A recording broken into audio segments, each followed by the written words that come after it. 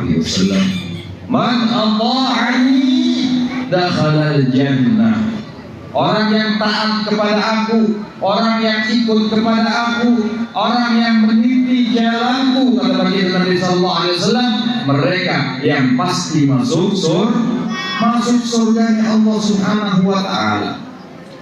Wa man ata'ani dakhala al-jannah wa man asani faqad aba. Dan orang yang enggak mau dengan sunnahku, orang enggak mau dekat dengan aku, orang yang enggak mau bersolawat kepada aku, kata baginda Nabi sallallahu alaihi wasallam, mereka lah orang-orang yang enggak mau masuk surga. Insyaallah kita semuanya yang hadir pada malam hari ini di tempat ini memperingati kelahiran baginda Nabi Muhammad sallallahu alaihi wasallam. Ya, insyaallah kita hadir dengan niat mencintai baginda Nabi Muhammad, dengan niat senang dengan kelahiran baginda Nabi Muhammad sallallahu alaihi wasallam. Betul apa tidak? Apa ada yang niatnya untuk dapat door prize? Ada enggak, Bu? Ada kayak, oh Pak, beras di rumah habis, ada door prize beras, saya hadirlah pengajian. Ada enggak itu? Oh, ada katanya. Coba acung. Saya mau tahu. Ya.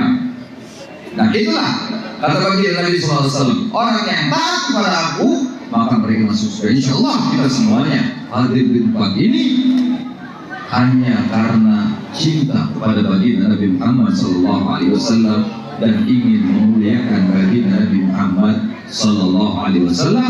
Kita pun senang dengan kelahiran baginda Nabi Muhammad sallallahu alaihi wasallam. Dan senang dengan kelahiran baginda Nabi Muhammad itu adalah satu yang harus dilakukan oleh setiap muslim umatnya baginda Nabi Muhammad sallallahu alaihi wasallam.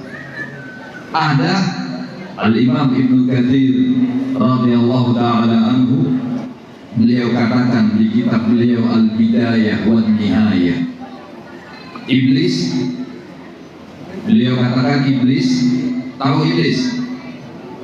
Tahu gak iblis? Tahu di mana? Jangan-jangan temannya nih. Hah? Tahu iblis, Bu? Tahu iblis, Pak? Iblis laknatullah alaih. Iblis itu kata Imam Ibnu Katsir, rana iblis arba'a ranat. Iblis itu pernah bersedih, mukul-mukul kepalanya, kecewa seumur hidupnya 4 kali. Iblis menyesal 4 kali. Padahal iblis gak pernah menyesal pelaku, dikeluarkan oleh Allah Subhanahu wa taala, dimasukkan ke dalam neraka oleh Allah Subhanahu wa taala, malah terima, gak pernah nyesal. Yang penting ya Allah, saya punya syarat satu, biar saya masuk neraka tapi bisa ngajak turunan Adam untuk ikut bersama saya masuk neraka. Itu janji iblis kepada Allah Subhanahu wa taala dan dikabulkan. Makanya iblis walaupun dicap sebagai ahli neraka tak pernah nyesel. Cuma 4 kali iblis itu pernah nyesel. Kapan? Dikatakan oleh Imam Ibnu Katsir, yang pertama, hina lu'ina, tatkala iblis dilaknat, dijauhkan daripada rahmatnya Allah Subhanahu wa taala. Yang dulunya iblis itu tinggalnya di surga, Pak. Tinggalnya di surga, Bu, berdampingan sama malaikat. Bahkan malaikat itu kalah ibadahnya dengan iblis, sehingga iblis ditunjuk oleh Allah Subhanahu wa taala jadi DKM-nya surga. Ya, DKM-nya surga itu iblis dulunya. Jangan tuh semuanya iblis. Karena makhluk yang paling soleh, makhluk yang paling giat ibadah kepada Allah. Bahkan dalam satu riwayat dikatakan tidak ada satu jengkal tanah pun di surga kecuali pernah disujudi oleh iblis laknatullah alaih. Kemudian Allah Subhanahu wa taala menciptakan Nabi Allah Adam alaihi salam. Kemudian Allah tempatkan Nabi Adam di surganya Allah Subhanahu wa taala. Setelah diciptakan Nabi Allah Adam, Allah menyuruh semua penduduk surga untuk sujud kepada Nabi Allah Adam alaihi salam. Malaikat sujud, bidadari sujud, semua makhluk yang ada di surga buruk sujud, kecuali satu, iblis gak mau sujud kepada Nabi Adam alaihissalam atas perintah Allah subhanahu wa ta'ala. Bahkan iblis ini aba wastakbar, dia gak mau sujud dan menyombongkan diri, sehingga iblis ini mengatakan kepada Allah subhanahu wa ta'ala, ya Rabbi, khalaqtani min narin wa khalaqtahu min tin, aku ini lebih mulia daripada Adam ya Allah. Engkau ciptakan aku daripada api dan engkau ciptakan Adam daripada tanah. Api lebih mulia daripada tanah, kata iblis. Kemudian apa yang terjadi? Iblis dilaknat oleh Allah subhanahu wa ta'ala karena tidak taat dengan perintah Allah, dijauhkan daripada rahmatnya Allah. Nangis kecewa iblis yang pertama.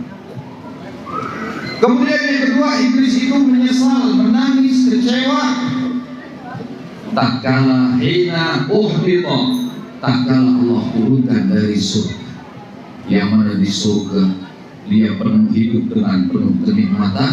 Tahu-tahu gak mau sujud kepada Nabi Adam, dia diturunkan oleh Allah subhanahu wa ta'ala ke bumi. Tatkala Allah turunkan iblis ke bumi, nangis iblis, menyesal dengan apa yang dia lakukan, merengek seperti rengekan anak kecil. Nah, itu yang kedua. Kemudian yang ketiga, kapan iblis itu merengek? Tatkala hina wulida sallallahu alaihi wasallam, tatkala dilahirkan baginda Nabi Muhammad sallallahu alaihi wasallam, malam 12 Rabiul Awal, malam dilahirkan kekasih Allah baginda Nabi Muhammad sallallahu alaihi wasallam, malam di mana muncul Najmu Ahmad, bintang yang namanya Ahmad, yang mana orang-orang Yahudi pada waktu itu hadirin yang dimuliakan oleh Allah Subhanahu wa taala, mereka pindah daripada negeri Syam menuju ke Hijaz antara kota Mekah dan Madinah. Mereka berharap bahwasanya nabi yang terakhir yang Allah utus adalah dari keturunan Bani Israel. Makanya mereka pindah daripada Syam. Syam itu Palestina, Libanon, Syria, Yordania, itu wilayah Syam. Mereka tinggalkan semuanya, mereka jual semuanya, mereka pindah. Nah, sekarang makanya Israel mau mencaplok Palestina ini karena merasa dulu tanah ini tanah nenek moyangnya. Makanya mau dicaplok lagi sekarang, mau dijajah lagi. Padahal sudah dijual. Mereka pindah ke negeri Hijaz antara Mekah dan Madinah. Akan berharap nabi terakhir Allah utus daripada golongan mereka Bani Israel. Ternyata apa yang terjadi? Allah mengutus nabi akhir zaman daripada turunan Nabi Allah Ismail, bukan turunan Nabi Allah Ishaq alaihi assalatu wassalam. Nah, ini malam dilahirkannya baginda Nabi Muhammad, iblis merengek, nangis, menyesal, kemudian bilang sama kawan-kawannya, malam hari ini sia-sia usaha kita semuanya, kata iblis.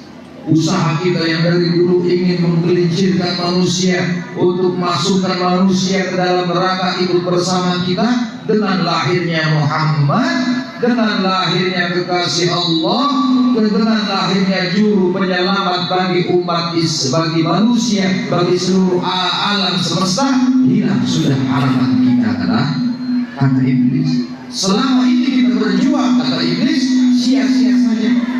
Mereka akan masuk surganya Allah tatkala mendengar dakwahnya Nabi Muhammad sallallahu alaihi wasallam, tidak akan ikut dengan ajakan kita, kata iblis, sanatullah alaihi.